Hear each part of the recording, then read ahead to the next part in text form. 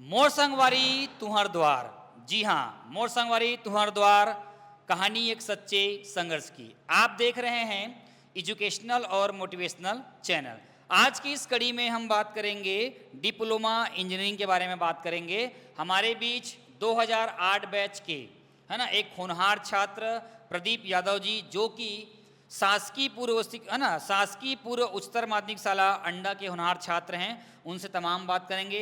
वर्तमान में जेके Lakshmi cement factory जो है दुर्ग में, वहाँ पर जो है असिस्टेंट मैनेजर के पोस्ट पर वो विराजमान हैं। उनसे आज चर्चा करेंगे कि इंजीनियरिंग की पढ़ाई, डिप्लोमा इंजीनियरिंग की पढ़ाई जो है किस प्रकार की जाती है, क्या उसके फील्ड होते हैं, क्या क्या उसके मापदंड होते हैं, उसके बारे में तमाम चर्चा करेंगे। तो सबसे पहले आपका हमारे इस चैनल में स्वागत है, अभिनंदन है। नमस्कार सर, और सभी साथियों का मैं सर के माध्यम से धन्यवाद देना चाहूँगा कि मेरे को आप सर ने इतना अच्छा मौका दिया, प्लेटफॉर्म दिया कि मैं अपने बारे में थोड़ा बता सकूँ। तो सबसे पहले बताएंगे कि आपकी जो प्रारंभिक पढ़ाई है वो कहाँ से हुई? मेरा जो प्रारंभिक पढ़ाई है, मैंने पहली से लेकर जो 8वीं तक का पढ़ाई हुआ है वो कुथरेल स्कूल में हुआ है, प्राइमरी स्कूल और मिडिल स्कूल में। उसके बाद मैंने हाई स्कूल जो हुआ है 9 से लेकर 12 तक का मैंने शासकीय उच्चतर माध्यमिक शाला अंडा में प्राप्त किया है। अच्छा, आप इंजीनियरिंग के फील्ड में गए तो उस समय जो है 10वीं के बाद जो है आप मैथमेटिक्स का है ना सब्जेक्ट चयन किए। तो मैथमेटिक्स में आपकी क्या विशेष रुचि रही होगी, इस वजह से आप जो है इस फील्ड में गए? हाँ, मैथमेटिक्स जो मेरा सब्जेक्ट था उसे मेरे को बहुत अच्छा लगा था मैथ्स बनाने में। और उसमें जो एक्चुअली क्या सबसे फ़ायदा उसमें ये है कि आपको रटने की ज़रूरत नहीं है। आपको यदि कॉन्सेप्ट क्लियर हो गया तो आप उसको कहीं भी कोई भी क्वेश्चन सॉल्व कर सकते हैं। आप 10वीं और 12वीं के है ना, आप स्कूल के 10वीं और 12वीं के सेकंड टॉपर रहे हैं है ना, चेतन साहू के बाद सेकंड टॉपर रहे हैं। तो क्या कहेंगे इसके बारे में? इसमें तो ये बोलना चाहूँगा कि दोनों का जो कंपटीशन होता था हम लोगों का, एक चीज़ ये था कि हर बोर्ड स्कूल में देखिए, बोर्ड आप देखिए मेरे साथ जितने भी हैं, कि मेरा जो दोस्त था, मेरा एकदम जिगरी दोस्त है बोला जाऊँ तो, वो बोर्ड में हमेशा वो टॉप करता था और मैं सेकंड रहता था। लेकिन जितने भी लोकल जो एग्ज़ाम होते थे, खासकर जैसे 9th हो गया, 11th हो गया, इसमें मैं टॉप करता था, वो सेकंड आता था। अब ये किस्मत बोला जाए या कुछ और चीज़, ऐसा हुआ है हम लोग के साथ। अच्छा, मैथ्स और फिजिक्स में आपके बहुत विशेष लगाव रहे हैं। तो अंडा स्कूल में तो अगर बात करेंगे फिजिक्स में तो है ना वैद्य मैडम थे, है ना, उनसे काफ़ी आपको प्रेरणा, आपको सीख मिली होगी, जिसके बदौलत आप यहाँ पर पहुँचे और फिजिक्स आपका बेस्ट सब्जेक्ट भी रहा है। हाँ, फिजिक्स जो मेरा one of the favourite subject था मैथ्स के साथ में। उसमें ये था कि सबसे रुचि लेने का मेरा ये था कि हम लोग जब 10th जब पढ़े थे तो हमारी बुक बहुत पतली हो गई थी, और जब हम लोग 11th में गए तो एक तो ये था कि बुक बहुत मोटी, केमिस्ट्री का, फिजिक्स का, मैथ्स का बुक बहुत मोटा हुआ करता था। और उसमें ये था कि मेरे जो बड़े भाई हैं, आप तो जानते ही हैं उनको, तो वो क्या है 12th में फेल हो गए थे फिजिक्स में, उनका 7 मार्क्स आया था। तो मेरे लिए एक चैलेंज भी था, है ना, कि ऐसा क्या सब्जेक्ट है फिजिक्स में। और मैं थोड़ा डर, उस समय थोड़ा डर भी लगता था कि फिजिक्स क्या है, क्योंकि मेरे बड़े भैया फेल हो गए थे। तो एक चैलेंज के रूप में लिया मैंने उसमें। और मैं घर में भी आता था तो एक मेरा वो बोलते थे, पहले पट्टी बोलते थे ना, हाँ, पट्टी लिख के देखते थे। पट्टी में मैं जितने कैलकुलेशन होता था वो सब बनाता था, उसी में उसको बार बार बनाता था, प्रैक्टिस करता था। तो उससे मेरा बहुत कॉन्सेप्ट क्लियर हुआ। और मैडम जो कल्पना वैद्य मैम हैं, उन्होंने भी मेरा बहुत इसमें हमेशा हेल्प भी किया है और मोटिवेट भी किया था मैडम ने। मतलब फिजिक्स में काफ़ी अहम भूमिका रही है ना। अंडे स्कूल की 5 मात्र शक्तियाँ जिन्हें हम बोलते हैं, और शायद इतिहास में ये पहली 5 मात्र शक्तियाँ होंगी जो फिजिक्स, केमिस्ट्री, बायो, हिंदी और इंग्लिश का क्लास लेते थे। वो 5 शक्तियाँ, पहला नंबर में नाम आता है चौबे मैडम, जिसको अमृता शर्मा बोलते हैं। चौबे मैडम हैं, वैद्य मैडम हैं, विजय मैडम हैं, वैष्णव मैडम हैं, पाल मैडम हैं। तो इन 5 मात्र शक्तियाँ की कितनी भूमिका अहम रही है आपके पढ़ाई जीवन में? इनकी भूमिका तो बहुत बड़ी है, क्योंकि देखा जाए तो एक गवर्नमेंट स्कूल होते हुए ना 11th और 12th में सभी जो टीचर थे सब लेक्चरार थे। ये एक हो पाना बहुत बड़ी बात है किसी भी स्कूल के लिए। और उस टाइम मेरे को लगता है कि सबसे गवर्नमेंट स्कूल में सबसे one of the top school में स्कूल था कि इतने अच्छे टीचर हम लोगों ने पढ़ाए हैं। आपने बात किया वैद्य मैडम का, चौबे मैडम का, और विजयन मैम हो गए, पाल मैम हो गए, वैष्णव मैम हो गए। ये सभी अपने अपने क्षेत्र में महारथी थे, अभी भी हैं। अभी लगभग सभी प्रिंसिपल बन चुके हैं। सभी प्रिंसिपल बन चुके हैं, क्योंकि वो उसके लायक ही हैं। और ये बोलना चाहूँगा कि उनका जो रोल था हम लोग को निखारने में, एक तो चौबे मैम का मैम नाम लूँगा कि हमेशा ही वो लग रहे थे जैसे आए तो सबसे क्वेश्चन करना, है ना। फीडबैक एक तो पढ़ा लिए हो गया, फीडबैक भी लेना कि कल मैं पढ़ाई थी ये, तो उसका आप बच्चे लोग कितना सीखे, वो हमेशा मैडम फीडबैक लेती थी। पूछती भी थी और क्लास में आने के बाद देर रफा रफ करके मारती भी थी। हाँ, ये तो उनकी बड़ा खास बात हम लोग को अच्छा लगता, डर वो पैदा होता था, इस वजह से हम उसको याद भी करते थे, सुनाते भी थे। हाँ, हम लोग डरते भी थे, खासकर मैं भी ऐसा नहीं, मैं भी डरता था, जितने भी बच्चे थे, क्योंकि डर से ही आदमी सीखता है ना, क्योंकि हम लोग डरते थे तभी हम लोग पढ़ते थे, ये भी है। और पाल मैडम का भी नाम लूँगा, पाल मैडम ने भी ग्रामर जो मिस्टेक होता था मेरा, उसमें भी मैडम ने बहुत इंप्रूवमेंट कराया। और विजय मैम का भी जो इंग्लिश पढ़ाने का तरीका था बहुत अच्छा था उनका भी।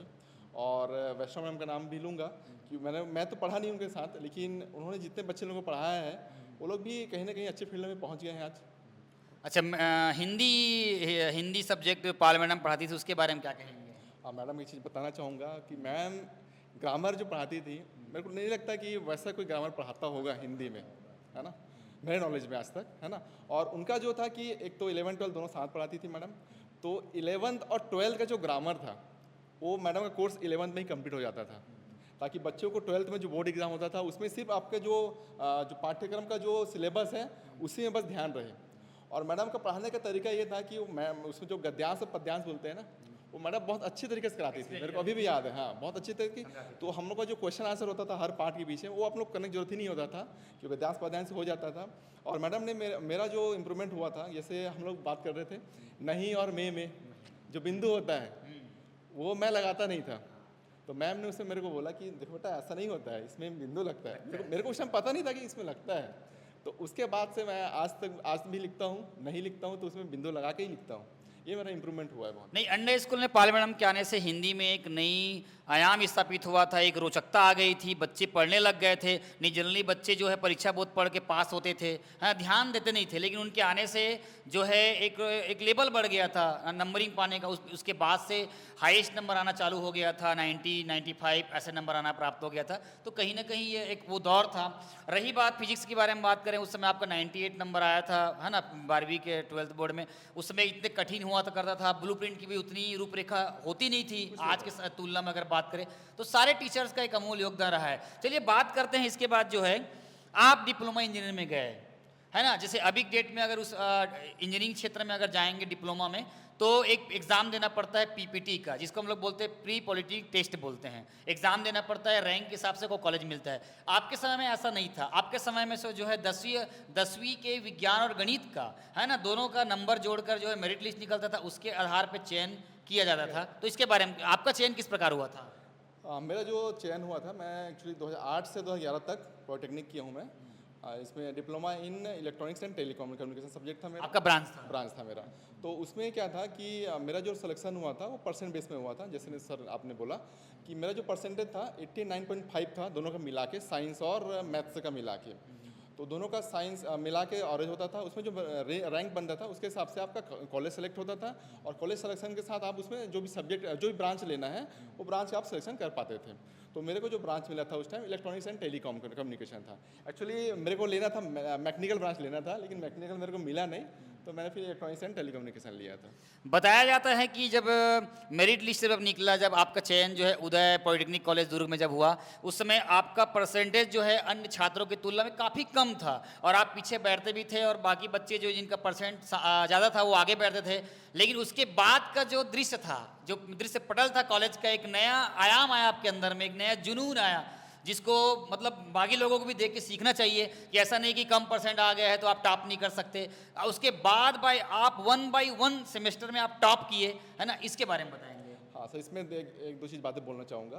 पहला तो ये था कि मैं ग्रामीण परिवेश से आया हुआ था, और दुर्ग में आना जाना बहुत कम हुआ होगा उस टाइम तक। तो एक तो वो चीज़ हो गया कि कभी शहर में आना नहीं होता था, तो एक शहर में आना और उतने बच्चे लोगों को एक साथ देखना कि कोई शहर से आए हुए हैं, कोई गांव से आए हुए हैं, और उसमें कई बच्चे इंग्लिश मीडियम से भी थे। तो वो भी हमारे लिए क्या, हम लोग क्या हिंदी मीडियम से रहते, तो चैलेंज रहता है कि कैसे हम इंग्लिश को हम एक्सेप्ट करें, है ना। तो एक चैलेंज वो था। और जबकि इंग्लिश को आप 6वीं क्लास में चक्रवर्ती मैडम के माध्यम से ही पढ़े हैं, जो इसके पहले पढ़े भी नहीं थे। हाँ, जो हम लोग इंग्लिश जो पढ़े हैं, हम लोग 6वीं क्लास से पढ़े हैं, तो इंग्लिश को हम लोग एक्सेप्ट करने में बहुत तकलीफ होता था। तो उसमें क्या हुआ कि एक तो आप बोलना चाहूँगा कि एक नॉलेज होता है, और एक इंग्लिश, लोग क्या बोलते हैं जिसको इंग्लिश आता है, मतलब ये नहीं कि वो नॉलेजेबल है वो बंदा, वो एक सब्जेक्ट है, मतलब एक लैंग्वेज है, इंग्लिश है, हिंदी एक लैंग्वेज है, लेकिन आपका नॉलेज अलग अलग चीज़ होता है। तो मैं बात करूँगा सर, जैसे मैं डिप्लोमा में जब फर्स्ट सेमेस्टर में आया, तो उसमें मेरा जो परसेंट आपने बोला कि बाकी बच्चों से लगभग कम था, बहुत कम था। तो उसके बाद मैंने अपना पढ़ाई में ध्यान दिया और इंग्लिश भी इम्प्रूव किया, और मैं जब एग्ज़ाम ख़त्म हुआ और रिज़ल्ट आया तो मैंने क्लास में पूरा टॉप किया। और टॉप करने के बाद मेरे साथ जो बच्चे, मैं पीछे बैठता था, और मेरे साथ जितने भी 10-11 और लड़के थे साथ में, दोस्त जो थे, वो सबका बैक लग गया, वो सब फेल हो गए और मैं उससे पास हो गया। तो फिर उसके बाद से मैं फिर सामने ही बैठना चालू किया, सामने मैम लोग खुद सामने मेरे बैठाए, और उसके बाद मैंने मतलब उस समय फिर आपका शुरुआत हुआ, वो दौर स्टार्ट हुआ जहाँ आपको पहुँचना था। हाँ, फिर मेरे को नाम से सब जानने लगे क्लास में कि प्रदीप भी कोई बंदा है, कि अंडर स्कूल से आया हुआ है। स्कूल भी जानने लगे कि अंडर स्कूल से कोई लड़का आया है जो कि इस क्लास में टॉप किया है। इसके बाद मैंने क्लास सेमेस्टर 1 से लेकर सेमेस्टर 6 तक लगातार मैंने 6 सेमेस्टर तक मैंने टॉप किया है। अच्छा, बताया जाता है कि वहाँ पे जब आप लगातार टॉप कर रहे थे तो उस समय एक लड़की है ना, आपके सहपाठी थी, वो उसने चैलेंज किया था कि प्रदीप बहुत हो गया, बहुत टॉप कर लिया, अब मैं आपके टॉप करने नहीं दूंगी। क्या ये सच है, और है तो किस तरह? हाँ, एक अच्छा एक चैलेंज था सर ये, और ये क्या एक खुशनुमा चैलेंज था। ऐसा नहीं कि झगड़ा टाइप का कोई चैलेंज हुआ हो। तो उसमें ये था कि वो फ्रेंड ही थी, वो बोली कि प्रदीप तेरा बहुत हो गया, अब मैं तेरे को ना अगले सेमेस्टर में टॉप करने नहीं दूंगी। मैं बोला ठीक है, चैलेंज मैं भी एक्सेप्ट करता हूँ, और मैंने भी और पढ़ाई जारी रखा। और उसके बाद बाकी जो 4 सेमेस्टर तक डिफरेंस जो आता था, 1% 2% का डिफरेंस आता था फर्स्ट और सेकंड का, लेकिन उसके बाद जो मेरा डिफरेंस है मेरे ख्याल से 7 से 8% का हो गया। जो मेरा फर्स्ट जो आया उसका सेकंड का जो परसेंटेज जो डिफरेंस था वो 7% का डिफरेंस हो गया। मतलब मैंने उसको चैलेंज को और एक्सेप्ट किया और पढ़ाई अपना जारी रखा, और मैं डिफरेंस उसमें और ज़्यादा कर लिया उसको। अच्छा, फिर कौन से है ना, अगर पॉलिटेक्निक पढ़ रहे हैं तो कौन से सेमेस्टर के बाद फिर इंटर्नशिप वगैरह होता है और कैंपस सिलेक्शन का वहाँ पे है ना आगमन होता है? नॉर्मली जो कैंपस सिलेक्शन होता है आपका 5th सेम से चालू हो जाता है। उसमें उनका कुछ नियम रहता है कि जो 4 सेम तक का है आपका सभी विषयों में कोई बैकलॉग होना नहीं चाहिए, और आपका कुछ जो कंपनियाँ होती है जैसे टाटा कंपनी हो गई, और उसके बाद कुछ बड़ी कंपनी है उनका कुछ, जैसे विप्रो हो गया, ये सब भी आती है, विप्रो हो गया, TCS कंपनी हो गए, ये लोग का कुछ मापदंड रहता है कि आपका जो परसेंटेज है वो फर्स्ट डिवीजन होना चाहिए। जैसे 65% को वहाँ बोला जाता है फर्स्ट डिवीजन है, 65% हो गया, कोई बोलते हैं 70% हो गया, उनको अलाउ करते हैं कि आप कैंपस में बैठ सकते हैं।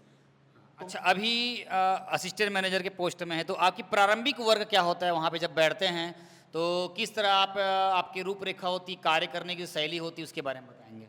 एक्चुअली पहले जो मैंने जब ज्वाइन किया तो वहाँ पे एक ग्रीन फील्ड प्रोजेक्ट था। ग्रीन फील्ड प्रोजेक्ट मतलब कि आपका होता है एक पूरा मैदान था वो। तो उसमें पहले तो हम लोग ने प्रोजेक्ट का कंप्लीट किया। तो ऐसा मैंने प्रोजेक्ट मैनेजर की तरह, प्रोजेक्ट इंजीनियर की तरह काम किया। वहाँ पूरा इक्विपमेंट लगाए हम लोग और प्लांट को चालू किया। तो हमारा जो प्रोडक्शन चालू हुआ 2014 में चालू हुआ, तब से हम लोग वहाँ पे ऑपरेशन और मेंटेनेंस का काम देखते हैं। मतलब ऐसा रहता है कि मशीन चल रहा है और सीमेंट निकल रहा है, तो उसमें कुछ प्रॉब्लम आ जाती है तो वो काम एक देखना रहता है। और एक है कि मेरा जो वहाँ पे डिपार्टमेंट है वो इंस्ट्रूमेंटेशन का डिपार्टमेंट है। उसमें रहता है कि आपको जो भी जितनी मशीन चल रहा है उसको कंट्रोल करना है। कंट्रोल जैसे करना है कि आपका सेंसर लगता है, उसमें सेंसर के द्वारा कंट्रोल होता है, और उसको एक सेंट्रल कंट्रोल रूम रहता है, वहाँ पे डिस्प्ले होता है, सभी इक्विपमेंट डिस्प्ले होता है कि कौन सा मशीन चल रहा है, किस में प्रॉब्लम है। तो उसके हिसाब से जो भी प्रॉब्लम आता है हम लोग वहाँ पे देख के उसको रेक्टिफाई करते हैं। आपकी पहली पोस्टिंग कब हुई थी? मेरी जो पहली पोस्टिंग हुई थी वो कैंपस के थ्रू ही हुई थी, अपना कॉलेज से। तो मेरा जो पोस्टिंग हुआ था वो जुलाई 2011 में हुआ था, जेके लक्ष्मी सीमेंट अहिवारा में। अच्छा, ये बताइए, भारत के विकास में मोदी जी भी कहते हैं कि भारत के विकास में जो है इंजीनियरिंग की कितनी अहम भूमिका है, आप बता सकते हैं? देखिए, किसी भी देश का विकास होना है तो उसके लिए सबसे बड़ा चीज़ तो है, देखिए टीचर्स हो गए जैसे आप हैं सर, है ना, और डॉक्टर्स हो गए और इंजीनियर्स हो गए। इनकी जो क्वालिटी है बहुत अच्छी होनी चाहिए, है ना। जैसे हम यहाँ बात करूँ, एक ITI वाला एक होता है, वो भी एक इंजीनियर ही है, जो ITI जो बोलते हैं ITI हो गया, डिप्लोमा इंजीनियर्स हो गए, बीटेक इंजीनियर्स हो गए, है ना, या फिर आप ITI के IIT के इंजीनियर्स हो गए। ये भी जितने इंजीनियर्स हैं उनका रोल बहुत बड़ा है, क्योंकि जैसे मैं सीमेंट सेक्टर से बिलोंग कर रहा हूँ, तो सीमेंट का क्या है, मैन्युफैक्चरिंग तभी होगा जब वहाँ रिक्वायरमेंट होगा। जैसे रोड बनाना है, अभी जैसे चल रहा देश में कि रोड बनाना है, बिल्डिंग बड़ी बड़ी बिल्डिंग बनाना है ना। प्रधानमंत्री का वो चल रहा है कि सब बिल्डिंग होना चाहिए, है ना, बड़ी बिल्डिंग होना चाहिए, ओवर ब्रिज बनना चाहिए, बड़े बड़े डैम बनना चाहिए, है ना, सुरंग बनना चाहिए। तो उन सब में इंजीनियर्स का रोल बहुत ज़्यादा है कि उसको डिजाइन कैसे करना है ना। जैसे आप सुने होंगे अभी अटल सेतु एक बना हुआ है, तो वो भी एक अपने आप में एक अजूबा है, तो वो भी इंजीनियर के द्वारा ही पॉसिबल है। तो एक तरफ देखा जा रहा है कि इंजीनियरिंग में बीटेक में जो है बच्चों की संख्याएं अभी घट गई है, बहुत सारे इंजीनियरिंग कॉलेज आना बंद हो गए हैं, है ना। दूसरी तरफ जो है डिप्लोमा इंजीनियरिंग मतलब पॉलिटेक्निक में मतलब जनसंख्या बढ़ी है, बच्चे इधर रुझान गया है। तो किस तरह से देखते हैं आप दोनों में, जबकि उतना डिफरेंट नहीं है, तो किस तरह से आप सोचते हैं? हाँ, दोनों में पढ़ाई के लेवल में देखा जाए तो डिफरेंस तो नहीं है, मैं मानूंगा। इसमें डिफरेंस ये है कि आपका जो डिग्री है 4 साल का होता है और डिप्लोमा जो है 3 साल का होता है। बेसिक डिफरेंस ये है। और आपका जो है एक तो सबसे बड़ा डिफरेंस है, यदि गवर्नमेंट में हो गया तो फीस कम पड़ेगा, लेकिन यदि यही आपका प्राइवेट स्कूल में प्राइवेट कॉलेज में है तो आपको डिग्री के लिए बहुत ज़्यादा फीस आपको पे करना पड़ेगा। लेकिन जो डिप्लोमा का है उसमें आपको फीस बहुत कम है, चाहे प्राइवेट हो या फिर गवर्नमेंट में हो गया तो आपको तो ना के बराबर फीस देना पड़ता है। तो इसमें ये है कि आपको डिप्लोमा के द्वारा क्या होता है कि आपको जॉब आसानी से मिल जाता है।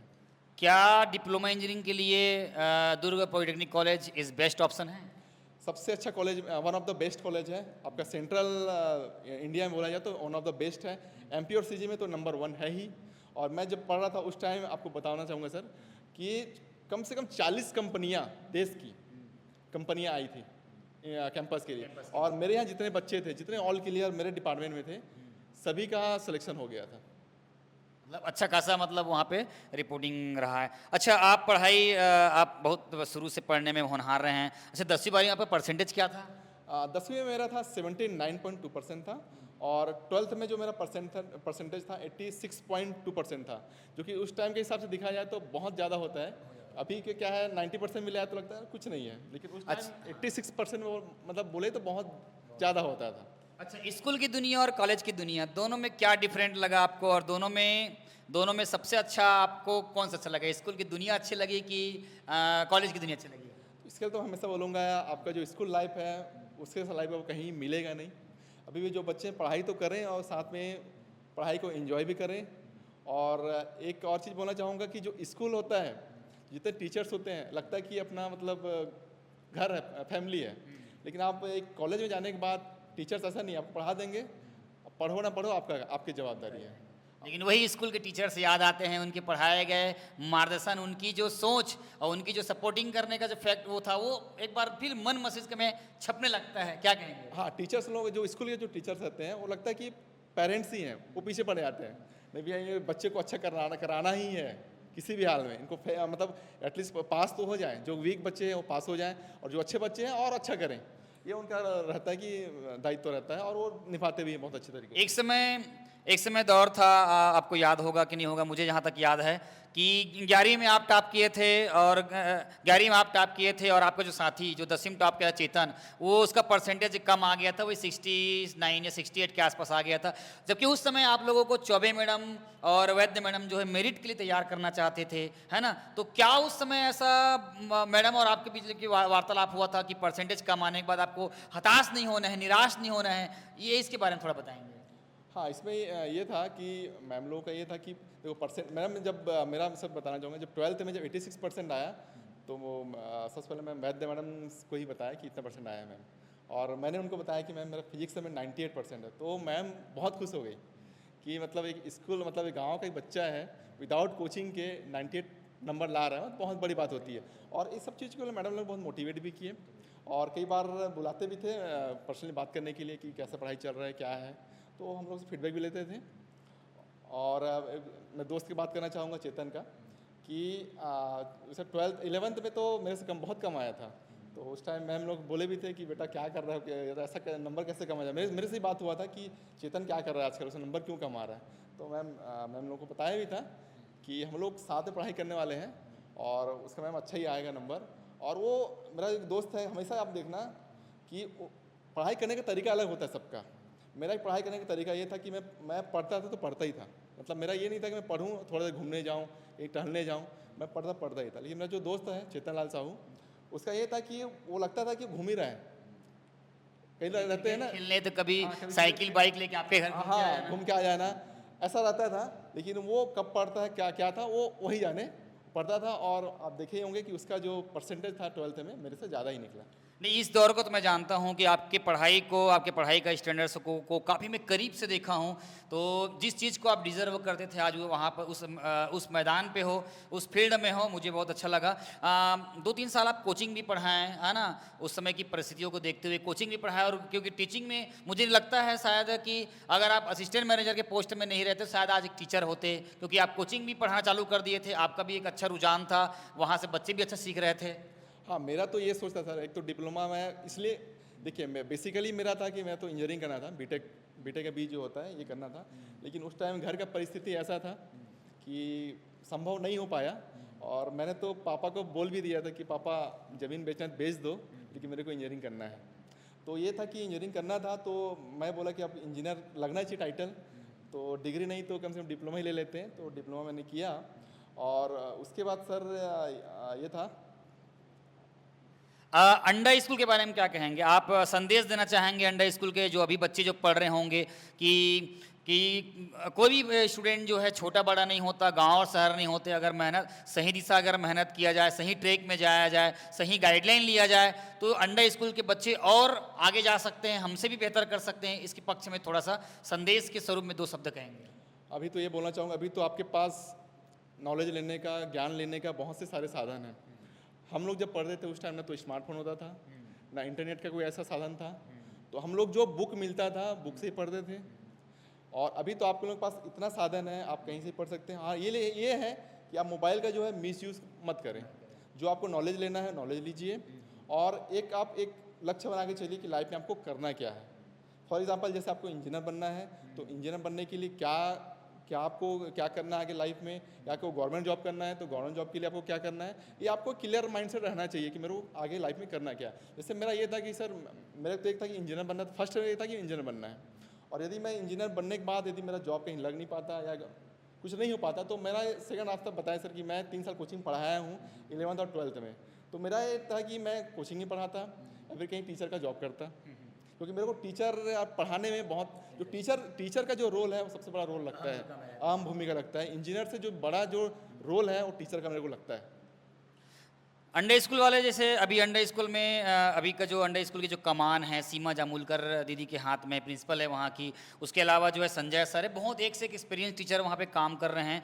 तो पहले के जो टीचर थे, हालांकि उस टाइप का रोल अदा कर पाना थोड़ा डिफिकल्ट है, लेकिन अभी के टीचर भी काफ़ी मेहनत कर रहे हैं, और अभी भी बच्चे वहाँ से भले मेरिट में नहीं आ रहे, लेकिन वहाँ के बच्चे अच्छे जॉब लगा रहे हैं। तो मैं अंडा स्कूल के बच्चों को यही कहना चाहूँगा कि आपके सीनियर जो लोगों ने जो कर दिखाया है वो आप लोग भी कर सकते हो, बस आप टीचर के मार्गदर्शन में और अपने काम में अच्छा अगर ध्यान देंगे तो वहाँ तक भी आप सक्सेस हो सकते हैं। और उसके बाद कुछ अगर यादें हैं अंडा स्कूल के बारे में जो आप कहना चाहेंगे?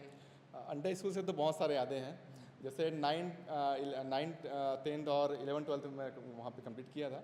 तो 11th में मैंने जितने हम लोग मतलब एक तो था कि पढ़ाई करते थे हम, हमारा जो क्लास था पढ़ाई के नाम से बहुत फेमस था कि एक कंपटीशन होता था हमारा।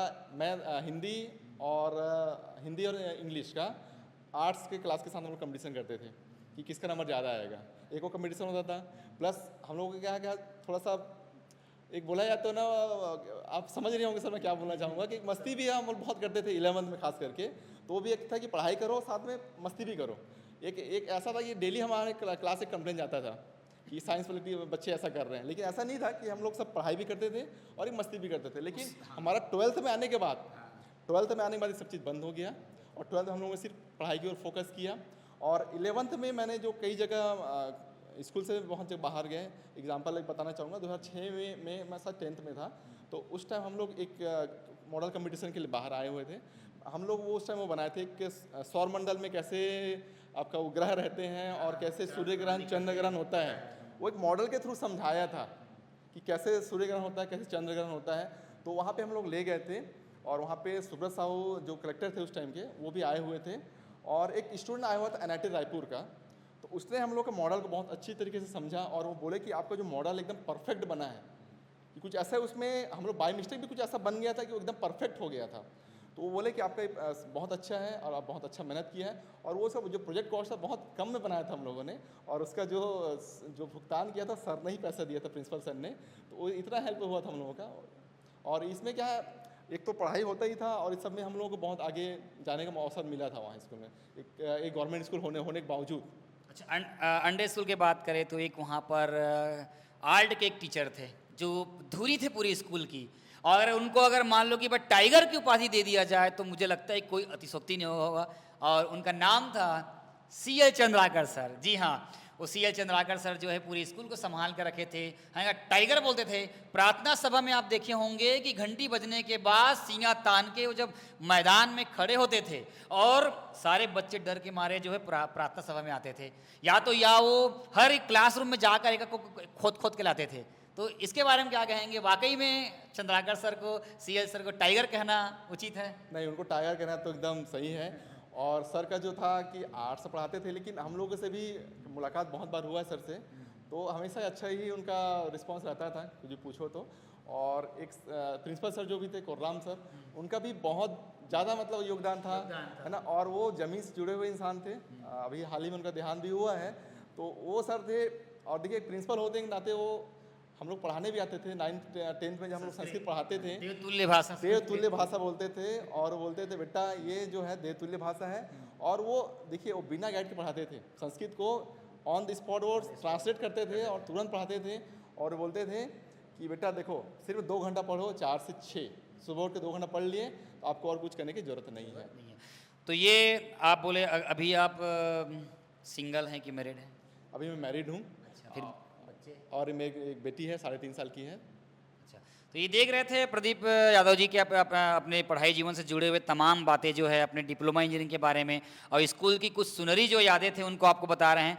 तो मैं, अगर अंडा स्कूल के बच्चे हमारे इस वीडियो को देख रहे हैं तो जी हाँ, आपके लिए बहुत ही एक शानदार ये अवसर है कि अब आपको अंडा स्कूल के जितने भी बच्चे पढ़ के निकले हैं, जहाँ पे अच्छे अच्छे पोस्ट में आज विद्यमान है, उनकी संघर्ष की कहानियाँ जो है मोर संगवारी चैनल के माध्यम से आपको देखने मिलेगा, जानने मिलेगा, और जीवन में ये चीज़ सीख के जो है उतारने का एक सुनहरा अवसर मिलेगा, ऐसा मैं समझता हूँ। हम सब लेके आएंगे, तो आप हमारे तक बने रहिए। आप हमारे चैनल में आए और हम अपना कीमती बहुमूल्य समय दिए, उसके लिए आपका बहुत बहुत धन्यवाद। सर, मैं एक लास्ट में तो सभी जो जितने मेरे को देख रहे हैं उनको धन्यवाद बोलूँगा। और सर, आपका भी बहुत बहुत धन्यवाद जो मेरे को आपने इतना अच्छा मौका दिया। और एक सर, मैं चाहूँगा कि आप भी सर, आपका भी एक इंटरव्यू हो। नहीं, मेरे इंटरव्यू आएगा, क्योंकि सर आप भी बहुत सारे बच्चों के लिए और एक मेरे लिए भी, मैं हमेशा भी प्रेरणा लेता हूँ आपसे, क्योंकि आपको मैं देखा हूँ बचपन से ही हम लोग साथ में मैच भी खेले हैं, क्रिकेट भी खेले हैं। और मैं देखा हूँ कि आप कैसे वहाँ उस गाँव से लेके यहाँ तक का आपका जो सफ़र रहा है वो बहुत अच्छे से मैं देखा हूँ। और मैं बहुत से बच्चों को या लड़कों को बताता हूँ कि एक सर है कि जो कहाँ किस परिस्थिति से उठ के इस लेवल तक पहुँचे हैं। तो सर, आपका भी एक इंटरव्यू होना चाहिए। इंटरव्यू होगा ना, ये आप सही बोल, इंटरव्यू होगा। और इंटरव्यू के साथ साथ जो है एक शॉर्ट पिक्चर भी आएगा, मेरा जीवन एक संघर्ष नामक, एक है ना, ये पिक्चर जो है बनने वाला है। 1 साल तक शूटिंग होगी उसकी रूपरेखा बनाई जा रही है, स्क्रिप्ट लिखा जा चुका है, बस शूटिंग होना बाकी है। आप उसको भी आपको देखने को मिलेगा। तो हम अभी वर्तमान में ये कर रहे हैं कि अंडा स्कूल के टीचर्स और आपके जो स्टूडेंट्स, पुराने जो स्टूडेंट्स हैं जो जॉब कर रहे हैं, उनको जोड़ने का प्रयास कर रहे हैं, ताकि जोड़कर हम जो भी संघर्ष की कहानी हम लेकर आएंगे, हमारे आने वाले युवा साथी, हमारे भाई, छोटे भाई बहन हैं, वो मोटिवेट हो सके, उनको मोटिवेट करना चाहते हैं। इसलिए हमने इस चैनल का ग्रो किया है। तो आप हमारे चैनल में अगर देख रहे हैं तो अंडा स्कूल में अगर आप अंडा स्कूल के अगर स्टूडेंट रहे हैं या पढ़ के निकल चुके हैं तो आप हमारे चैनल में बने रहिए, और हमारे चैनल को सब्सक्राइब करके हमारे साथ बने रहिए। और ऐसे ही संघर्ष भरी कहानियाँ जो है आप तक पहुँचाएंगे। तो आप लोगों ने चैनल में बने रहें और हमारा समय दिए, है ना। तब तक लिए हमको अब विदा दीजिए। बहुत बहुत धन्यवाद।